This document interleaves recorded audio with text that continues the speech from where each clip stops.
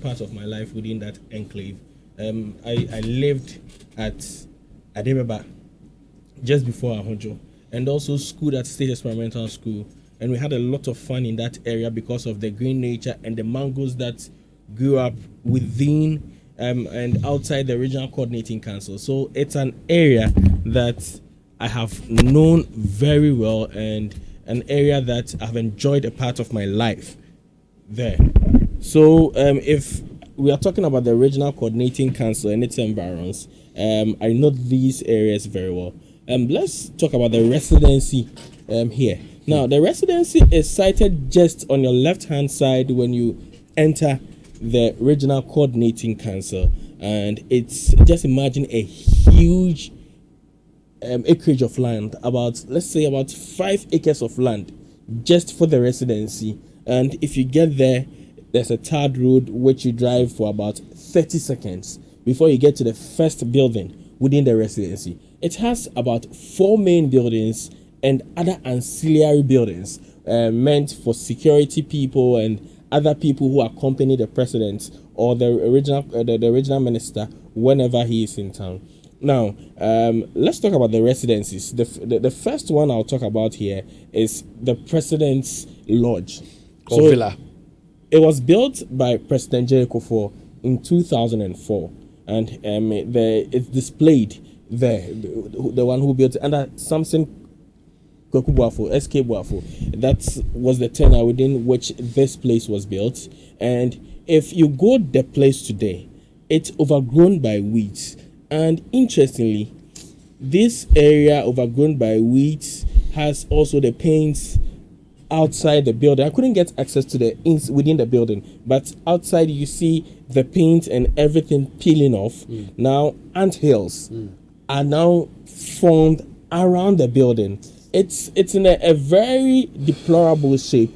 Even from the outside, you realize that this looks like an abandoned place, a place which has been abandoned for like 5 years or more. So if people are looking at or are seeing what is on our Facebook or being displayed on our Facebook page, the President's Villa is not something that a person can now even reside in. It's in a very, very deplorable shape. What I was very surprised to see is that these areas are now overgrown by weeds. Yeah.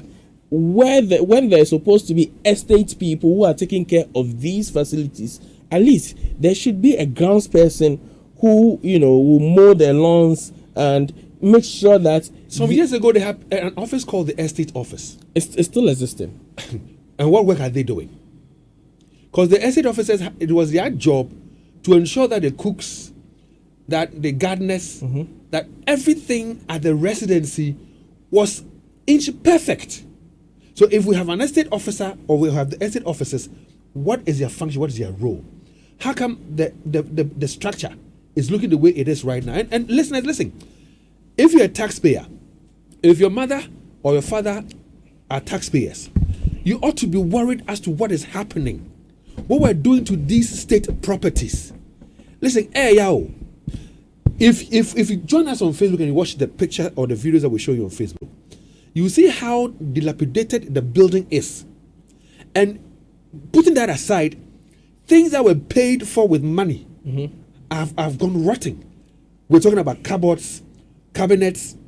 They've stolen air conditioners. David, we'll come to that part. But let's talk about where the president is supposed to be itself.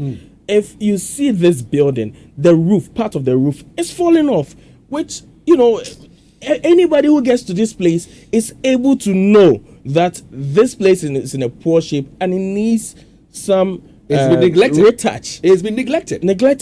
And when we were growing up, what we were told was a stitch in time saves 9. So that is to say that if something is going bad, fix it early. So you use small amount of money to fix it. In the statement that we'll be sharing with you shortly, you will hear the former regional minister saying that we needed about 6 million Ghana cedis to fix the place. Just the place for the president or the whole area? I'm sure for the whole entire place. 6 million Ghana cedis. If we had done what we had to do before, we might have needed about 10,000 or or 20,000 Ghana cedis to fix it. So aside from the president's lodge, is another place meant for the regional minister himself. Yeah. Now, this place also, I couldn't get access to it. But if you look around the building, it can be compared to what I'm saying about the president's building and itself. it's all on Facebook. And it's all on Facebook on Luv in the Morning. Join us there. Like our page, share it, and also drop comments. Because